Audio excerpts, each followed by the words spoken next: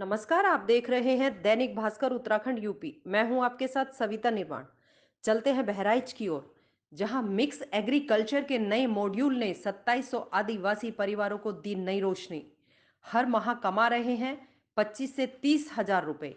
Bharat Indo Nepal सीमा पर स्थित उत्तर प्रदेश के अंतिम जनपद बहराइच के कतरनिया वन रेंज इलाके में लगभग 22 आदिवासी गांव हैं, जहां मानव व वन्य जीव संघर्ष के चलते 2700 परिवारों के सामने रोजी रोटी का संकट खड़ा हो गया था।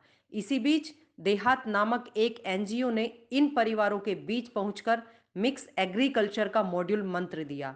इस मॉड्यूल के अपनाने के बाद इन परिवारों के युवा 25 से 30 हजार रुपए प्रति माह कमा रहे हैं। खास बात यह है कि कृषि आधारित इस मॉड्यूल को केंद्रीय संस्कृति मंत्रालय ने हाल ही में टॉप 10 मॉड्यूल में शामिल कर इसे दस्तावेज के रूप में लिपिबद्ध भी किया है। इस मॉड्यूल को भारत के उपराष्ट्रपति वेंकैया नायडू भी सराह चुके हैं। इस संबंध में देहात के सीईओ जितेंद्र चतुर्वेदी से दैनिक भास्कर के विशेष संवाददाता डॉक्टर राहुल चतुर्वेदी ने सिलसिलेवार खुलकर बातचीत की। पेश है बहराइच ग्राउंड जीरो से एक खास रिपोर्ट। देखते रहिए दैनिक भास्कर उत्तराखंड यूपी। पैसे की कमी होने के कारण मैं बहराइच में नहीं पढ़ पाने लगा। तब मैं अपने घर पर ही पढ़ाई करने लगा। गाली भी कितना सुनना पड़ता है, मन से काम कराते हैं, बैठने नहीं देते हैं। उसमें पैदावारी बहुत कम होती थी और उसमें बहुत घाटा हो जाता था। हिसाब किया जाए तो उसमें कुछ मिलता नहीं था। मजदूरी मेहनत करके खाए रहे रहा, बच्चों को जिया ना।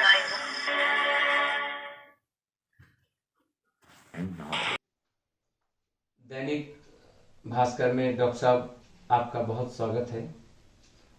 जितेंद्र जी, मैंने यहाँ पे इस डिस्ट्रिक्ट में आपके विषय में सुना है कि आपने एक देहात करके संस्था खड़ी की है, तो कृपया उसकी एक मंशा स्पष्ट करने का सफल प्रयास करें कि उस संस्था को गठित करने के पीछे आपकी मंशा क्या थी। जी, ये शुरू किया था हमने बेसिकली जो मेडिकल की पढ़ाई करने के बाद में मैंने जो है वो रुख किया। मेरे दिमाग में एक बात थी कि मैं किसी ऐसे क्षेत्र में जाकर के लोगों की सेवा करूं जहां पर कोई भी नहीं जाता है। और फिर मैंने एक इलाका चुना, बहराइच जनपद से 110 किलोमीटर दूर जंगलों के बीच के गांवों का वो क्षेत्र था, जहाँ पे आदिवासी भी थे, वनवासी भी थे और भी थे। और वहां जाने के बाद में जब उनकी हालत मैंने देखी, बहुत ही बुरी हालत थी।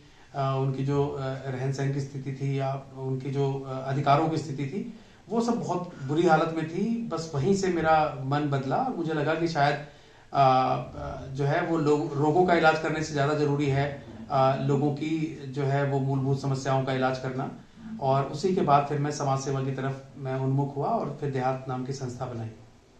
तो देहात, जैसे आप गांव में गए और चूंकि देहात का पूरा नाम कुछ और रहा होगा, इंग्लिश में आप बोलते हैं, तो उसका एक ये संजोग ही है कि उसका फुल फॉर्म अगर हिंदी में हम जोड़ते हैं देहाती बनता है। तो पूरा नाम आपने संस्था का थोड़ा स्पष्ट करें। जी, तो दरअसल ये था कि लोग हमारी संस्था से जुड़े हैं, तो ये देहात शब्द आमतौर पे जो है वो प्रचलित होना चाहिए। वो है। दूसरा एक और है कि आमतौर पे इसको जो है देहात शब्द बोलते समय हीन भावना महसूस होती है लोगों में कि भाई मैं तो देहाती हूँ, मैं तो गांव का रहने वाला हूँ। तो मुझे लगा कि जब तक हम लोगों की बराबरी में जाके ना बैठें और जब तक लोगों के साथ में हम उन्हीं के स्टेटस में जाकर के जब तक नहीं मिलते हैं, तब तक हम उनके जिंदगी में जो समस्याएं हैं उनका इलाज नहीं कर सकते, उन समस्याओं में बुनियादी बदलाव नहीं कर सकते या उनका विकास नहीं कर सकते। तो इसलिए हमने देहात शब्द दिया था और उसका अंग्रेजी पूरा नाम जो था developmental association for human advancement था, कि एक ऐसा संगठन जो मानव के उत्थान के लिए काम करेगा।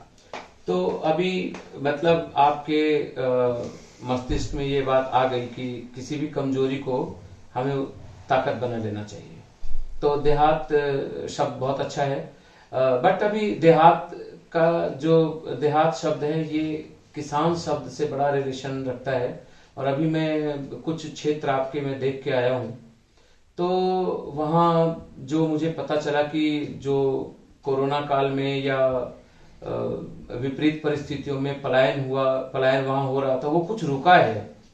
तो आप की संस्था उन्हें कृषि में रोजगार दर्शन पर काम कर रही है, तो थोड़ा बताएं ना कि कैसे आपने इस सफलता को प्राप्त किया और खेती से एक रोजगार पैदा कर दिया और बच्चे बड़े खुश दिखाई पड़ रहे हैं, जैसा कि मैं देख पा रहा हूँ।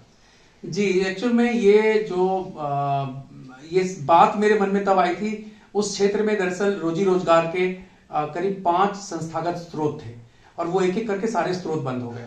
तो उसमें जो है एक था जिसमें जो है सिंचाई विभाग की कई परियोजनाएं थी, वहां पर सरयू नहर परियोजना, शारदा नहर परियोजना, तो उसमें सैकड़ों और हजारों लोग उसमें काम करते थे प्रतिदिन, जो नहर का निर्माण होता था या सिंचाई परियोजनाएं चलती थी।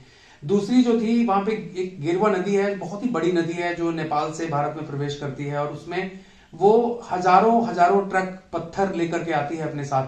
तो उन पत्थरों को नदी से जब ये जमा हो जाते हैं तो उनकी निकासी और निकासी के बाद में उनको ट्रकों में लादना और उसके बाद में उनको बाहर लेके जाना, भेजने का काम होता था। तो उसमें भी साल में 8 महीने 2 से 3 हजार लोग काम करते थे और उन पत्थरों को तोड़ने के लिए वहां पर कई छोटे छोटे स्टोन क्रशर प्लांट लगे हुए थे, तो उसमें भी लोगों को रोजी रोटी मिलती थी। वो भी 7 से 8 महीने लोगों को रोजी मिल जाती थी, हजारों लोग उसमें काम करते थे। इसके बाद में फॉरेस्ट डिपार्टमेंट के 2 डिपो थे जहां पर जितने भी वन उत्पाद जंगलों में होते थे उनका कलेक्शन करके और उनको एक जगह इकट्ठा किया जाता था। उसके बाद फिर वहां से व्यापारियों को नीलाम करके भेजा जाता था। तो उन वन उत्पादों को इकट्ठा करना, उसके बाद उनकी ट्रकों में लोडिंग अनलोडिंग और उनके बाद में लकड़ियों के चिरान, इस तरह के कामों की बहुत जरूरत थी। तो उसमें भी बहुत सारे मजदूरों ने जो है उनको रोजी मिलती थी, वहां पे काम करते थे। और अंतिम था एक 13,000 एकड़ का सेंट्रल स्टेट फार्म जिसमें 3 से 4 हजार लोग प्रतिदिन काम करते थे। ये सारे के सारे काम वहां पे वनों और वन्य जीवों से संबंधित कानूनों के चलते वहां पर बंद हुए। तो इसके बाद में एक बेरोजगारी इतनी तेजी से बढ़ी और एक रोजगार का और रोजी रोटी का बहुत बड़ा संकट वहां पे खड़ा हुआ था, जिसके चलते पलायन शुरू हुआ। अब वहां पर यह था कि या तो लोग जंगलों की तरफ जाते, तो वहां पर मानव वन्यजीव संघर्ष बहुत तेजी पे है और वहां पे अक्सर जो है मानव वन्यजीव संघर्ष की खबरें आती रहती हैं। कभी तेंदुआ हमला करता है, कभी लोग तेंदुए पे हमला करते हैं। तो इस तरह की स्थितियां हैं। तो वो भी हमें देखना था कि लोग जंगलों की तरफ ना जाएं, कैसे मानव वन्यजीव संघर्ष को कम किया जाए और वहीं पे पलायन को कैसे रोका जाए।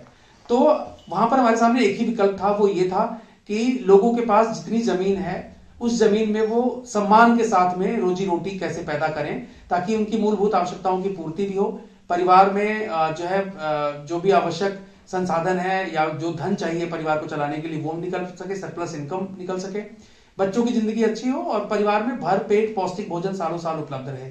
तो ये कई बातें दिमाग में थी। और लोग इसके अलावा वो भारत नेपाल सीमा पर बसा हुआ इलाका है, तो वहां पर मानव तस्करी भी बहुत चरम पे है। तो बहुत सारे ऐसे दलाल हैं जो वहां पर आते हैं और सब्ज बाग दिखा करके वहां के युवाओं को पश्चिमी उत्तर प्रदेश के पश्चिमी हिस्से में या पश्चिमी प्रदेशों में ले जाकर के अक्सर बेच के चले आते हैं और बाद में वो लोग बंधुआ मजदूरी के शिकार हो जाते हैं। तो ये सारी समस्याएं थी जिनको एड्रेस करने के लिए हमने खेती किसानी को एक साधन के रूप में चुना। और उसके बाद में हम लोगों ने खेती में अभिनवी प्रयोग शुरू किए और लोगों को यकीन दिलाना शुरू किया कि जितनी जमीन तुम्हारे पास है उसी जमीन में तुम सम्मान की रोटी और अपनी आवश्यकता भर की कमाई तुम घर में कर सकते हो। तो हम लोगों ने बहुस्तरीय खेती शुरुआत कराई। उसमें हम लोग क्या करते हैं कि छोटी जमीन का टुकड़ा होता है, छोटी छोटी क्यारियों में उस जमीन को बांटना, जहां पर मेड़ को काटती है वहां पर हम लोग बांस के स्तंभ खड़े करते हैं। बांस वहां पर स्थानीय स्तर पर मिल जाता है और उसके बाद में उसके ऊपर एक जो है मछली पकड़ने वाला जाल हम लोग डाल देते हैं। तो जमीन पे हमने प्याज लगा दिया, उसके बाद में जो हमने बांस गड़वाए उसके नीचे हम लोगों ने लौकी का पौधा लगा दिया और वो लौकी का पौधा जो है वो चला जाता है सीधे ऊपर जो जाल पड़ा हुआ है मछली का उसके ऊपर जाकर के लौकी का पौधा चढ़ जाता है और जो मेड़ है उसके ऊपर हमने मूली लगा दी। तो उससे हम लोग क्या कर रहे हैं, पर्यावरण संरक्षण भी कर रहे हैं कि एक बार सिंचाई हुई तो सभी फसलों को जो है वो पानी मिल गया। एक बार हम लोगों ने गोबर की खाद और ये सब जो है जैविक खादें हमने डाली, वर्मी कंपोस्ट हम लोगों ने यूज करना शुरू किया, हीप कंपोस्ट शुरू किया। तो ये सारी टेक्निक से जो खाद है वो भी सारी तीनों फसलों को मिल रही है। ऊपर लौकी फल रही है, नीचे प्याज फल रहा है और मेड़ पे मूली है। तो हमने मूली को बेचा तो उससे लागत निकल गई और प्याज और लहसुन जो है वो पूरा प्रॉफिट में चला गया। ठीक इसी तरीके से उसके बाद हम लोगों ने नीचे हल्दी लगा दी और ऊपर जो है हम लोगों ने करेला लगा दिया, साइड में हमने तिल लगा दिया। तो एक तरह से एक तो बहुस्तरीय खेती हम लोगों ने इंट्रोड्यूस की और इसमें हम लोग वो फसलें चुनते हैं जिनको धूप की जरूरत नहीं होती है। ठीक इसी तरीके से हम लोगों ने ट्रेंच फार्मिंग शुरू की, नाली के अंदर में खेती करना। तो उससे भी होता है कि बहुत कम पानी में हम लोग जो है बहुत अच्छी खेती करवा सकते थे। इसके अलावा हम लोगों ने वहां पे फ्रूट की खेती, खासकर केला वहां पर कभी भी पैदा नहीं होता था, लोग करते ही नहीं थे, क्योंकि जंगलों से जो है वो जंगली हाथियों के हमले का खतरा बना रहता था। हम लोगों ने लोगों में हिम्मत पैदा की कि नहीं, हम लोग आवश्यक सुरक्षा की व्यवस्था करने के साथ में हम लोग केले की खेती कर सकते हैं, और केले के साथ में मसूर की खेती, केले के साथ में मटर की खेती, ये सब चीजें हम लोगों ने वहां पे इंट्रोड्यूस की। मिक्स्ड फार्मिंग हम लोगों ने इंट्रोड्यूस की। और इसके अलावा जो है वो घरेलू संसाधनों के जरिए जो है कीड़े मकोड़ों और उसका जो है कंट्रोल करना।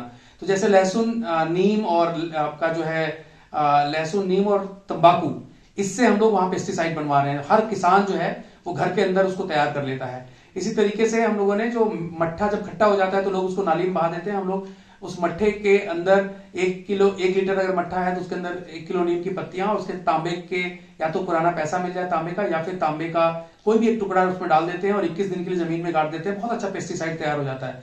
और वो 1 लीटर दवा जो है वो 10 लीटर पानी में जब छिड़कते हैं तो कीड़े मकोड़े अपने आप खत्म हो जाते हैं और पौधों के अंदर में रेसिस्टेंस और बीमारियों से लड़ने की क्षमता अपने आप बढ़ जाती है। इसी तरीके से हम लोगों ने माइक्रो न्यूट्रिएंट भी घर में बनवाना शुरू किया।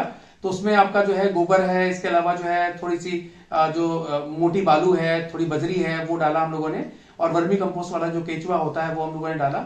ऊपर एक घड़े में पानी हम लोगों ने भरा, उसमें छेद करके एक कपड़ा लगाया ताकि बूंद बूंद पानी कनस्तर में आए।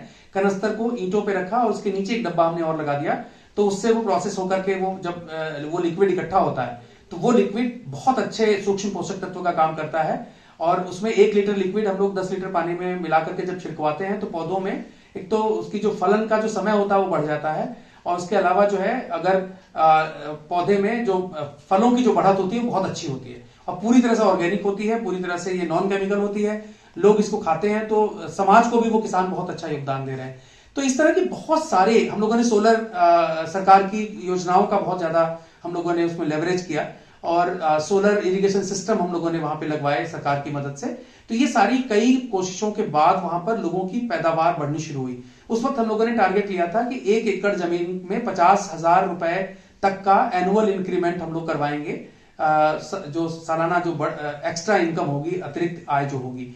तो वो बढ़ करके 1.5 से 2 लाख तक चला गया है। अभी जो वहां पे किसान हैं उसमें जितने नौजवान किसान थे और बल्कि जितने भी गांव में हम लोगों ने काम शुरू किया था, ये बहराइच का मिनपुरवा विकास खंड का ये कतंगिया घाट वाइल्ड लाइफ सेंचुरी का इलाका है, जहां पर आदिवासी गांव फकीरपुरी, बिस्नापुर, बर्दिया, रमपुरवा, आंबा, इसके अलावा जो है हम लोगों ने कुछ वनग्राम थे जिसमें भवानीपुर, बिछिया, कैलाश नगर, नई बस्ती, ये सारे गांव थे, और लोहरा एक थारू गांव था। तो इस तरह से करीब करीब वहां पे जो है 22 गांव का इलाका है जहां पर हम लोगों ने ये प्रयोग किया था। और उसमें अभी वहां के नौजवान जो है उन्होंने थोड़े, इसके अलावा हम लोगों ने बकरी पालन को भी बढ़ावा दिया। बकरियों का जो टीकाकरण होता है उसको हम लोगों ने शासन के साथ मिलकर के हम लोगों ने बढ़ावा दिया, क्योंकि बकरी भी एक आय का प्रमुख हिस्सा है और गरीबों का एटीएम उसको कहा जाता है। उसको भी हम लोगों ने कृषि से जोड़ा, और उसके बाद में उन युवाओं ने छोटे छोटे बकरी पालन के यूनिट, इसके साथ में अपना जो खेतों में जो हम लोगों ने प्रयोग बताया, ये सारे प्रयोग, और इसके साथ में वो जो सब्जियां निकलती थी उन सब्जियों को वो साप्ताहिक बाजार में तो बेचते ही थे, उन लोगों ने अपने घरों में भी छोटी छोटी दुकानें खोली जहां पर आने जाने वाले लोगों को उन्होंने सब्जियां बेचनी शुरू की, और उसके साथ कुछ कुछ परचून की चीजें भी उन्होंने साथ में रख ली। तो घर की जरूरत का सारा सामान, मतलब सब्जी भी, थोड़ी सी दाल भी, थोड़ा सा चाय पत्ती भी, थोड़ी चीनी भी, और भी चीजें सारा जोड़ करके वो छोटी छोटी इंटरप्राइज भी वहां के युवाओं ने विकसित करनी शुरू की हम लोगों की मदद से।